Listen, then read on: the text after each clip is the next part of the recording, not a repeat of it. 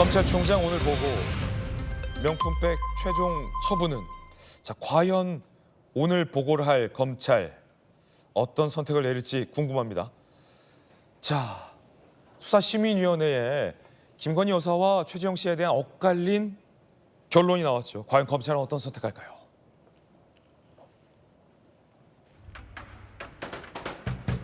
김건희 여사에 대해서는 만장일치로 불기소가 권고됐습니다. 그것은 부정청탁으로 볼 수 없다라는 거죠. 반면 최재형 씨에 대해서는 8대7로 기소할 것이 권고됐습니다. 서울중앙지검 관계자 수심위 결정 참고해서 수사 결과를 바탕으로 사건을 처리하겠다. 검찰은 상당히 고심이 깊어질 것 같습니다. 그 가운데 최재형 씨도 민주당도 다 기소하라 라고 압박하고 있습니다. 먼저 최재형 씨 이야기부터 들어보시죠.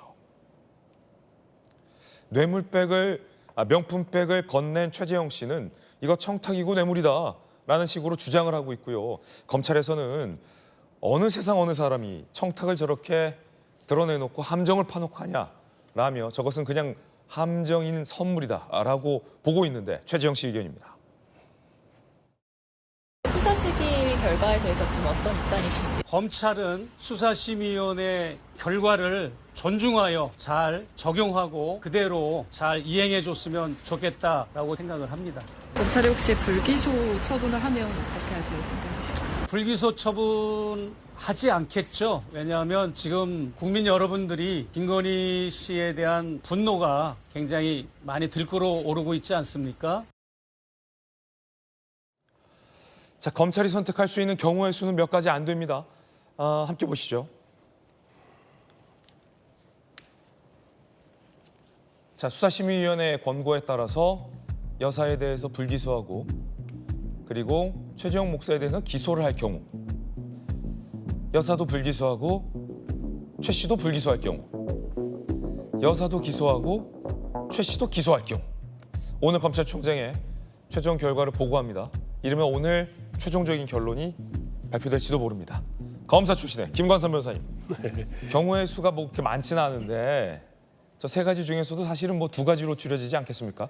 둘 다 불기소하거나. 그런데 사실 세 가지 경우 수는요, 경우 수가 굉장히 많은 거예요. 네. 근데 검찰은 이제 스텝이 꼬인 게 뭐냐면 이제 수사심의위원회 회부됐잖아요. 네. 그런데 수사심의위가 두 방향에서 열렸잖아요. 하나는 김건희 여사에 대한 부분, 하나는 최 씨에 대한 부분이 열렸는데 이게 약간의 제가 볼 때는 아주 모순된 건 아닌데 좀 다른 결과가 나온 거예요.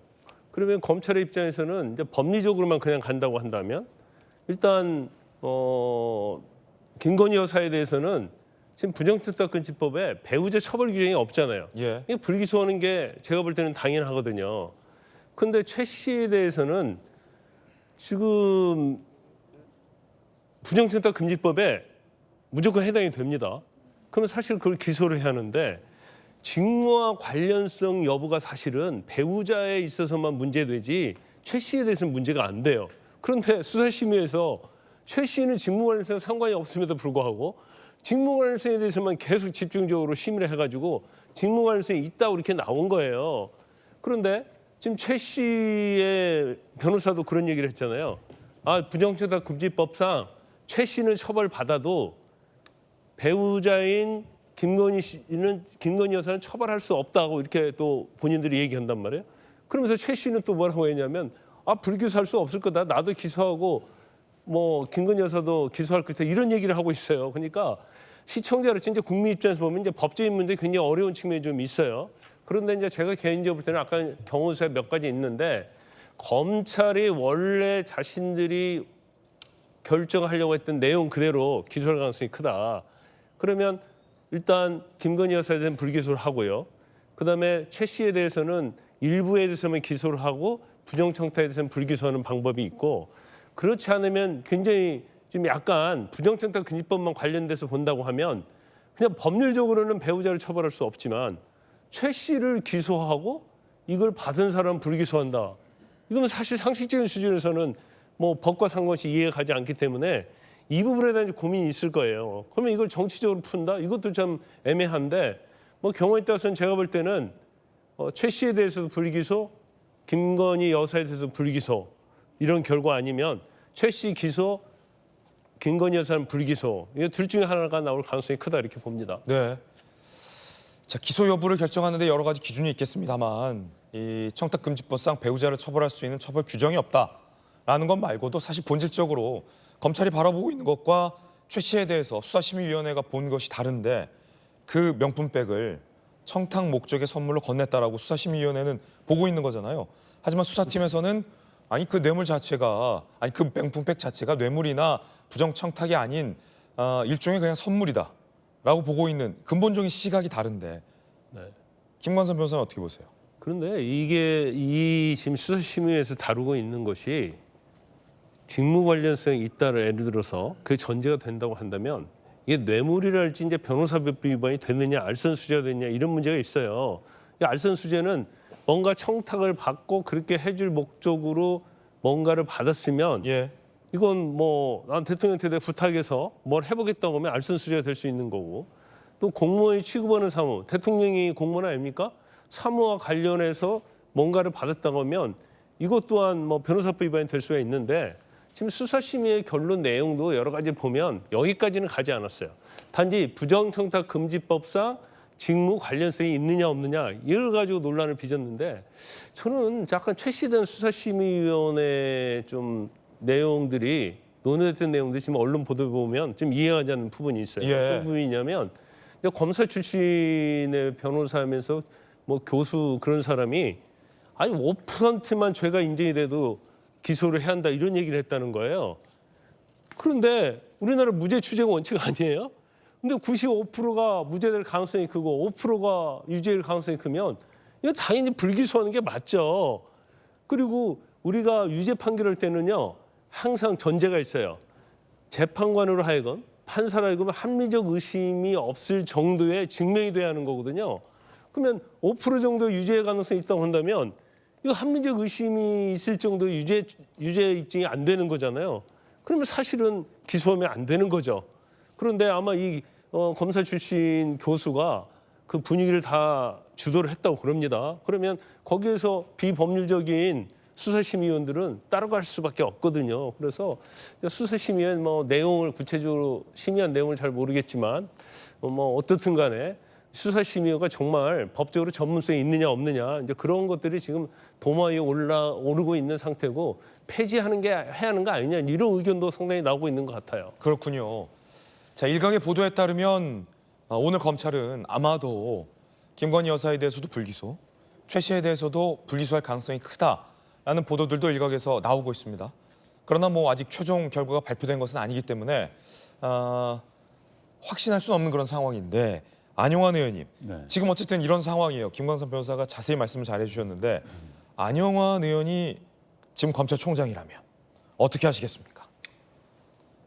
일단 검찰에 이제 자성을 해야 됩니다. 일단 자성부터 한다. 네, 자성부 하겠습니다. 네.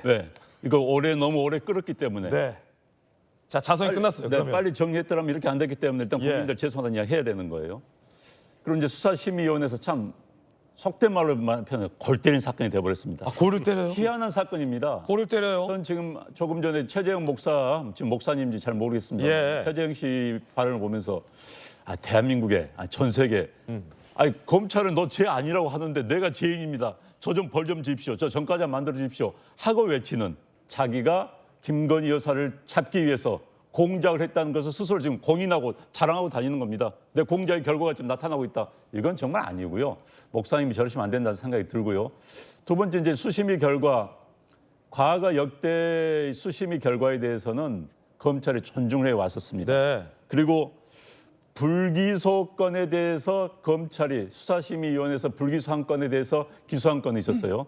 그러나 기소라고 수심의 결과가 나왔는데 불기소한 건은 없었습니다. 여기서 이제 딜레마가 시작된 겁니다. 그런데 이제 이번엔 같은 사안이에요. 같은 사안이기 때문에 사실 이 관련법 83조 4항에는 이렇게 되어 있습니다. 직무와 관련해서 공직자나 그 배우자가 받아서는 안 된다. 예. 그런데 그 다음에 5항은 전 법률의 미비라고 하는데 직무와 관련성이 그런 편이 없이 그냥 배우자나 그 공직자나 배우자에게 줘서는 안 된다 이렇게 돼 있어요. 그러니까 5항을 적용하면은 지금 최재형 목사를 처벌할 수도 있습니다. 그러나 그렇다 해서 또 김건희 여사를 처벌하지 않는다, 기소하지 않는다면 또 국민적인 또 반발이 있을 수 있기 때문에 저는 불기소를 할 수밖에 없다고 보여지고요. 둘 다 불기소다. 그런데 이제 우리가 아주 숫자 노름 한번 해보겠습니다. 네. 자, 김건희 여사는 같은 사안이라고 볼 때 김건희 여사는 15대 0로 불기소가 나왔습니다. 예. 그다음에 최재형 목사에 대해서는 8대 7 거의 비슷하게 불기소 기소 의견이 나왔습니다. 그렇죠. 그러니까 합쳐한다면 이렇게 된 거 아니겠습니까? 15 불기소, 최재형 목사 불기소 7, 22 기소 8, 22대 8이 되는 겁니다. 그러네요. 숫자적으로 따진다면은 그러니까 수심이 수위원이 달랐습니다. 김건희 여사 할 때와 최재형 목사 할 때 달랐는데 합친다고 한다면 22대 8이 결론이 나오는 겁니다. 그렇기 때문에 다중의 지성을 믿는다고 친다면 22대 8로 해서 저는 양자에게 불기소 처분을 내릴 수밖에 없다라는 생각이 들고요. 그러나 어찌됐든 제가 모두에 말씀드린 것처럼 검찰이 이 사건을 너무 질질 끌었기 때문에 이와 같이 국민들의 관심이 더 커졌고 그다음에 이런 논란에 정치적 논란에 휩싸이게 됐다. 이 말씀 꼭 드리고 싶습니다. 예. 합쳐보면 22대 8이다. 둘 다 불기소할 것이다. 라는 의견. 흥미롭습니다.